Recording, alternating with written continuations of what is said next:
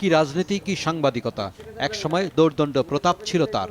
বক্তৃতায় অনর্গল বলতে পারতেন, কলাম লিখতে পারতেন সহজে সরল ভাষায়। সেই নির্মল সেন এখন নির্জনে নিঃসঙ্গ অবস্থায় থাকেন গোপালগঞ্জের কোটালীপাড়ায়, নিজ পৈতৃক ভিটায়। কথা জড়িয়ে যায়। এরপরও বলতে চান সুস্থ রাজনীতির ধারা ও দুর্নীতিমুক্ত সমাজ গড়ার স্বপ্নের কথা। গাইতে চান সেই গান, ক্লান্তি আমার ক্ষমা করো প্রভু, অথবা তোমরা ভুলে গেছো মল্লিকাদের নাম। তোমরা ভুলে গেল মল্লিকার নাম, সে এখন গায়ে। তার পৈতৃক ভিটার 1.5 একর জায়গা গত 6 আগস্ট শিক্ষা মন্ত্রণালয়ের কাছে লিখে দিয়েছেন একটি মহিলা কলেজ করার জন্যে। নির্মিত হবে সাংবাদিক নির্মল সেন মহিলা কলেজ নামে। আমি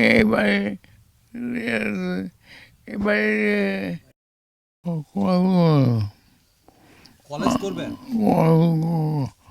47 সালে ভারত ভাগ হওয়ার সময় বাবা মা দেশ ছেড়ে চলে গেলেও নির্মল সেন রয়ে গেছেন মাটির টানে।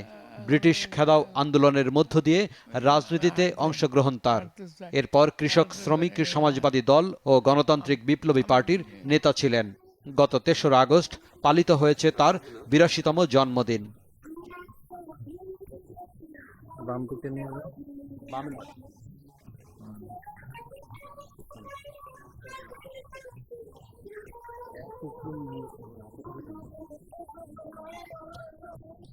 রাশেদ আহমেদ, মাছরাঙা সংবাদ, গোপালগঞ্জ।